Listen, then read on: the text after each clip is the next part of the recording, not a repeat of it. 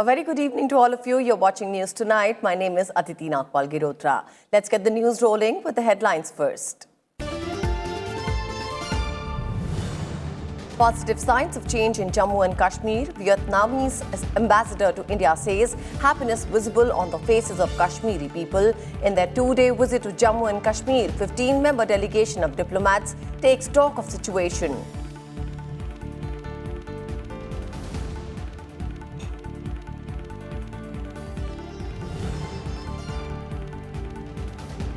Industrial production picks up pace. IIP grows 1.8% in November on account of improvement in manufacturing sector.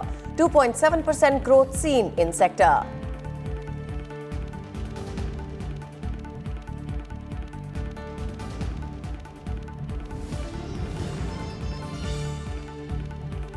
Nine people identified in JNU violence case. Delhi police releases pictures, says they will be served notices. Union Minister Prakash Javadekar says role of left parties in the violence now clear.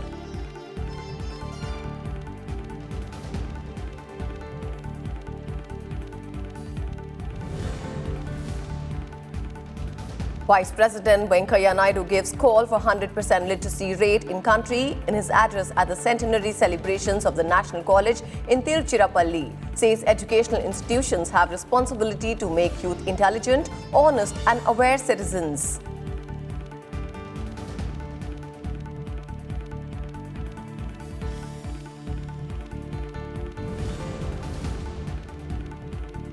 And colourful start to Khelo India Youth Games 2020 in Guwahati. Over 6,500 players participating in different competitions.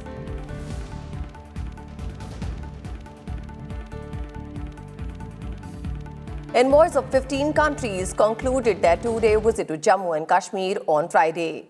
US Ambassador to India Kenneth Juster was among the Delhi-based envoys who visited the newly formed Union Territory.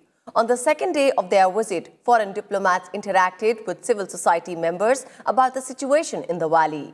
Most delegates from civil society told the envoys that they supported the abrogation of Article 370. Vietnamese ambassador to India said that he saw normalcy in daily lives of the people during the visit. I see the normalcy in the daily life of the people. Which is a very positive sign. Number three, we have been able to interact with different groups, and the feelings from this, those groups is that they are very happy with the current situation. The diplomats also met with Lieutenant Governor of Jammu and Kashmir, Girish Chandra Murmu, and senior officials of the administration. They were briefed by a high-level team led by Chief Secretary BVR Subramaniam and DGP Dilbag Singh. Earlier on Thursday, the team met with select political representatives, civil society members, as well as military top brass. This was the first such visit by foreign ambassadors after abrogation of Article 370 from Jammu and Kashmir. ऐसे हमारा एक delegation उनके साथ मिला और सब ने एक ही वॉइस में 370 और 35A के एब्रोगेशन का वेलकम किया और सबने होप की कि आने वाले समय में जम्मू कश्मीर में डेवलपमेंट होगी और पीस होगा। जो बीडीसी के चेयरमैन आज तक 70 साल में नहीं हो पाए, वो बीडीसी के चेयरमैन करवाए हैं और ग्रास रूट पे लोगों के पास जो है वो ताकत गई है और हम उसका शुक्रिया अदा करते हैं। नॉर्मली पे सभी खुश हैं। जम्मू कश्मीर पूरा का पूरा मेरे ख्याल 75% से ज़्यादा लोग जो हैं वो खुश हैं कि यूटी बना और हमें जितनी भी डिस्क्रिमिनेशन हमारे साथ होती थी वो खत्म हो गई है। The Supreme Court on Friday asked the Jammu and Kashmir administration to review all curbs on internet in the Union Territory within a week. The Apex Court said that internet access is a fundamental right under Article 19 of the Constitution. The observation was made by a three-judge bench headed by Justice N.V. Ramana and also comprising Justices B.R. Gavai and R. Subhash Reddy. The Apex Court asked the Jammu and Kashmir administration to immediately restore internet services in institutions providing essential services like hospitals and educational places. The Apex Court verdict also said Section 144 of the CRPC prohibitory orders cannot be used indefinitely to suppress freedom of speech and expression and difference of opinion.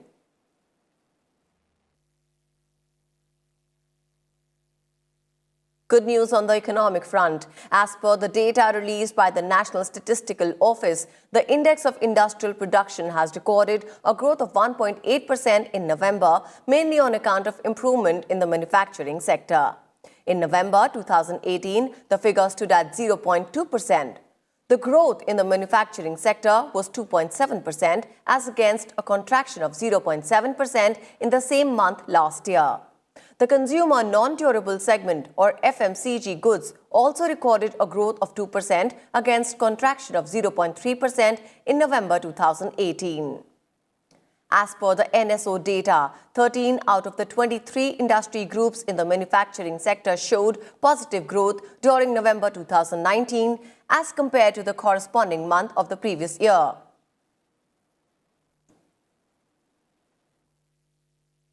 The International Energy Agency, or the IEA, has appreciated India's efforts in the field of energy at the first in-depth review of the country's energy policies. In partnership with Niti Aayog, IEA's report highlights the achievements of India's energy policies and provides recommendations to support the government's goals of promoting well-functioning energy markets and boosting use of renewable energy. The IEA report praises the government on its outstanding achievements in providing electricity and clean cooking gas through government schemes like Saubhagya and Ujjwala. The report highlights a strong growth of renewables in the country, which now account for almost 23% of India's total installed capacity. The review also found that energy efficiency improvements in India avoided 15% of additional energy demand, oil and gas imports.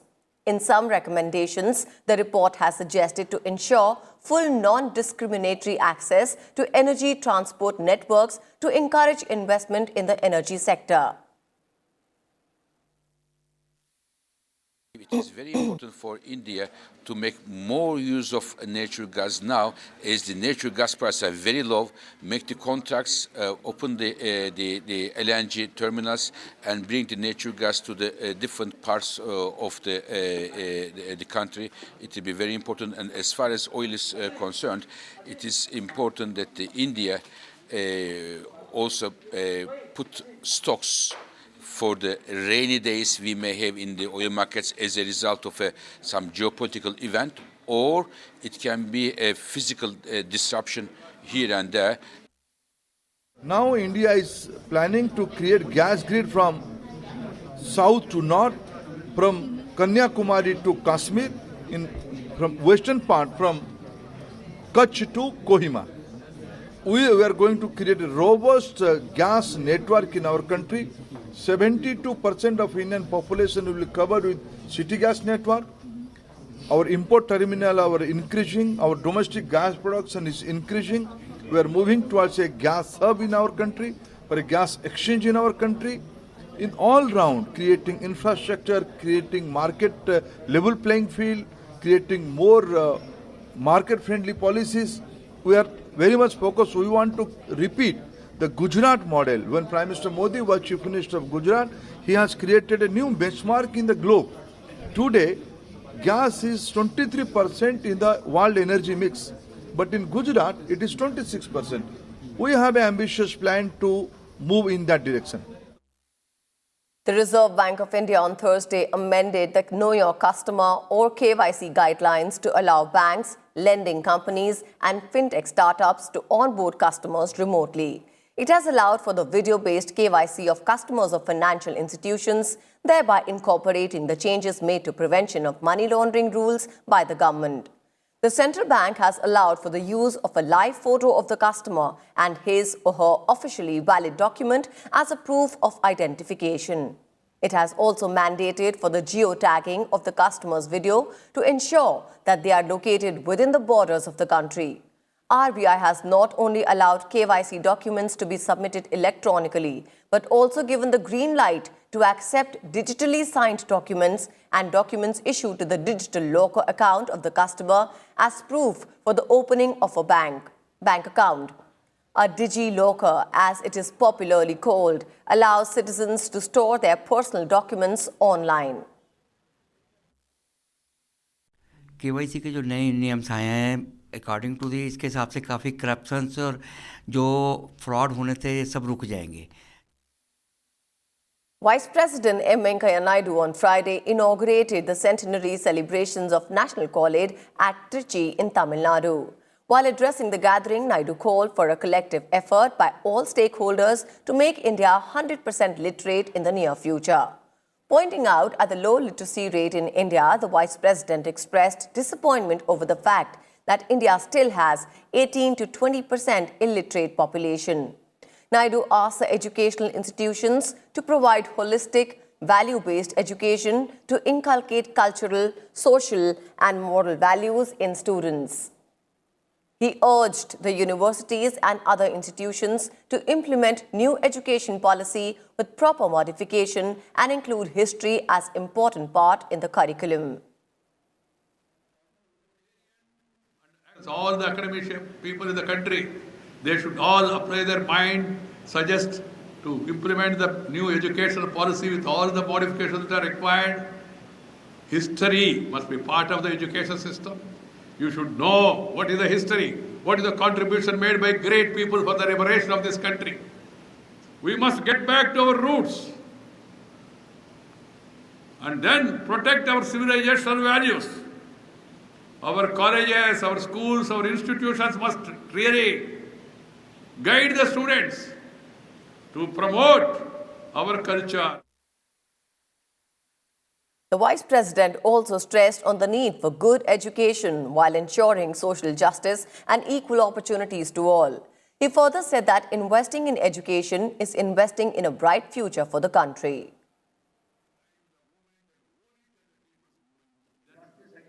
Education is for enhancement of knowledge. Education is for enlightenment. Education is for empowerment. And education lastly for employment. It should be part of our culture, and we must continue the tradition of promoting women's education and giving them empowerment. The key to fast-track development while ensuring social justice and equal opportunity to all is a good education. Investing in education is investing in a bright future of the country and its economy. Prime Minister Narendra Modi will participate in several programs on his two-day visit to Kolkata beginning Saturday. During his visit, the Prime Minister is scheduled to attend the 150th anniversary celebrations of the Kolkata Port Trust, among other programs. He will also give away a cheque of Rs 501 crore towards the final installment of pension fund of retired and existing employees of the Kolkata Port Trust. On Saturday, PM Modi will dedicate to the nation 4 refurbished heritage buildings in Kolkata, including the old Currency Building, the Belvedere House, the Metcalfe House and the Victoria Memorial Hall. The Culture Ministry has renovated these iconic structures with new exhibitions while curating the old galleries. During the event, the Prime Minister will also felicitate the 2 oldest pensioners of the Kolkata Port Trust, Nagina Bhagat and Naresh Chandra Chakrabarti. Besides, PM Modi will also launch the port anthem and unveil a plaque to mark 150 years of the Kolkata Port Trust. In another event, the Prime Minister will inaugurate Kaushal Vikas Kendra and Priti Lata Chhatri Awas for 200 tribal girl students of Sundarbans. 500 crore rupees और दे देंगे, उसके माध्यम से port के सभी pensioner और सभी आज के दिन में काम कर रहे हैं एम्प्लॉइज, उसका पेंशन सुनिश्चित हो जाएगा। जो खेदरपुर डॉक है उसमें 32 एकड़ लैंड में रिवर फ्रंट को डेवलप करना है, इतना अच्छा डेवलप करना है कि कोलकाता की कोई जनता जब शाम को या तो सैटरडे संडे उसको घूमने जाना है तो वहां जा सके और अच्छी फैसिलिटी के माध्यम से उसके पीछे हम 100 करोड़ रुपीस का खर्च करेंगे। Prime Minister Narendra Modi spoke over the telephone to French President Emmanuel Macron. The Prime Minister's office said that the two leaders exchanged views on a range of issues of mutual interest as well as regional and global situation. During the telephonic conversation, Prime Minister Narendra Modi conveyed New Year wishes to the French President. He also expressed his commitment to strengthening strategic partnership between the two nations. He expressed satisfaction at the steady progress in the multifaceted relationship between the two countries. The telephonic conversation came on the back of tensions in the Gulf region, days after the killing of top Iranian commander General Qasem Soleimani in a US strike.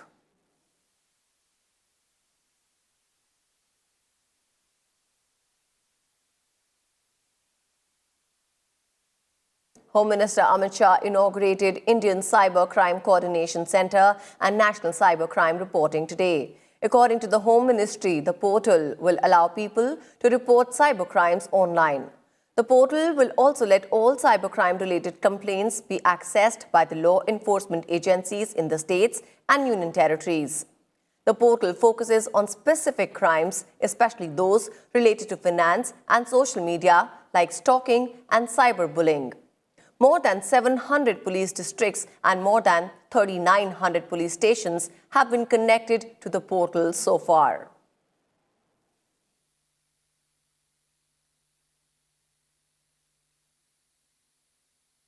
With this, we'll halt in for a quick breather, but we'll be back soon. Stay tuned with us.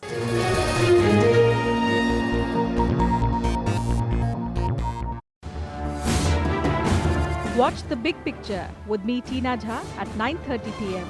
on Rajya Sabha TV.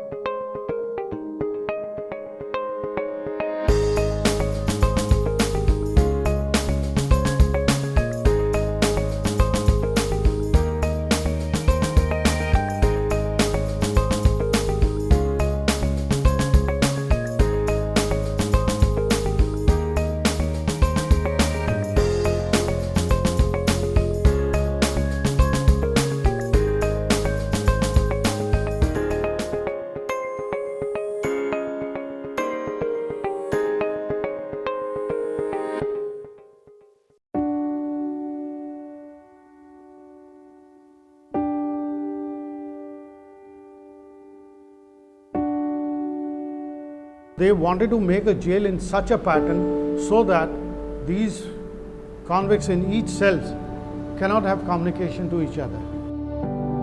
The soil is wet, even today. Somewhere hidden under the grass are the footprints of those who once walked, lived, and died here. They fought against the British, they fought for the freedom, and they have been confined in this solitary cell. And they suffered all the tortures. It's an everlasting story, written and preserved within these walls. आज cellular jail दुख की जगह नहीं है, बल्कि cellular jail एक inspiration की जगह, ये फ्रीडम का मंदिर है. The time itself narrates the stories in silence, written on the walls of the cellular jail.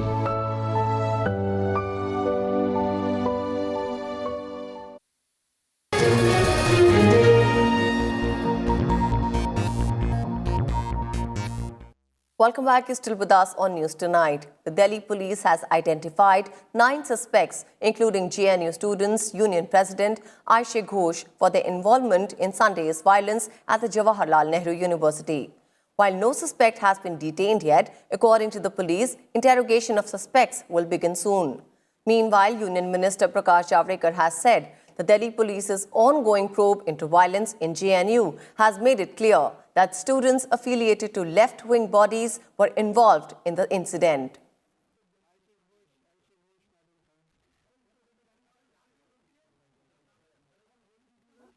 इसमें एक व्हाट्सएप ग्रुप जो मैं बता रहा था, जिससे थोड़ी मेरे को मदद मिली है, उसका नाम है यूनिटी अगेंस्ट लेफ्ट, और इसमें भी 60 मेंबर के आसपास हैं इसमें. तो जो लोग आइडेंटिफाई हुए अभी तक, वो मैं आपको उनकी तस्वीरें भी दिखाऊंगा. एक है चुनचुन कुमार, ये एक्स स्टूडेंट है जेएनयू का, पर ये कैंपस में ही रहते हैं. एक है पंकज मिश्रा, ये माही मांडवी हॉस्टल में रहते हैं. आयशी घोष मैडम को हम सभी ने देखा, she is the president elect.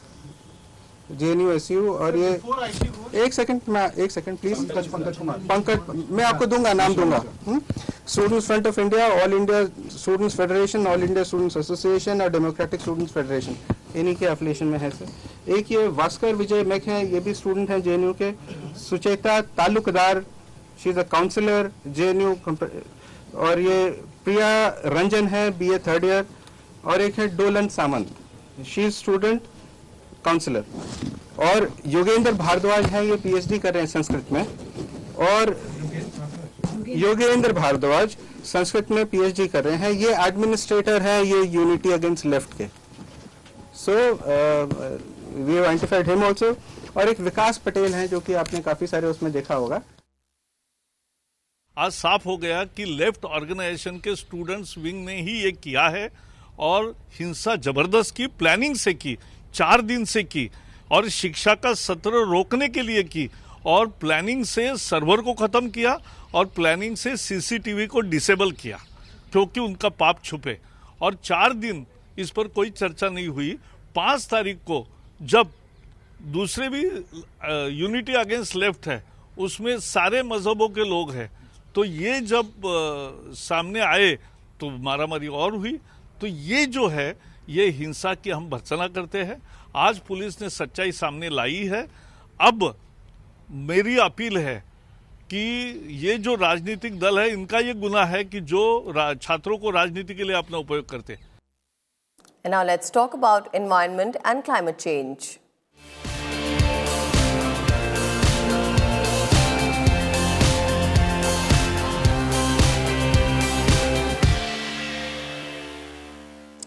Shrubs and grasses are growing around the Mount Everest and the Himalayas as a result of increasing global temperatures. The ice in the Himalayan region is melting due to rising earth temperatures. While the impact of increased grasses in the region is unknown so far, the scientists say it could increase flooding in the region. Climate change is already having an impact on Himalayan communities. The melting of Himalayan glaciers has doubled since the turn of the century, with more than a quarter of ice lost over the last 4 decades. Research suggests that the Himalayan ecosystems are highly vulnerable to climate-induced shifts in vegetation.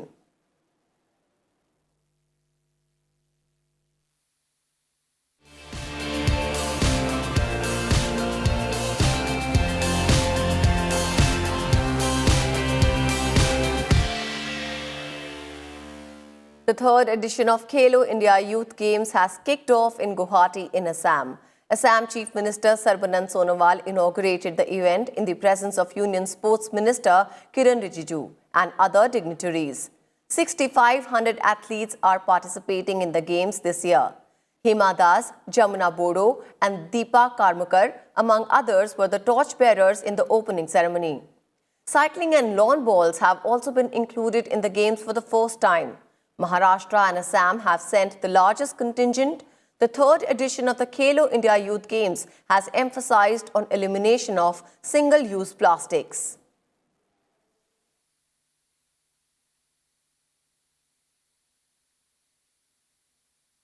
And with this, it's a wrap on this edition of News Tonight. Thank you so much for joining us.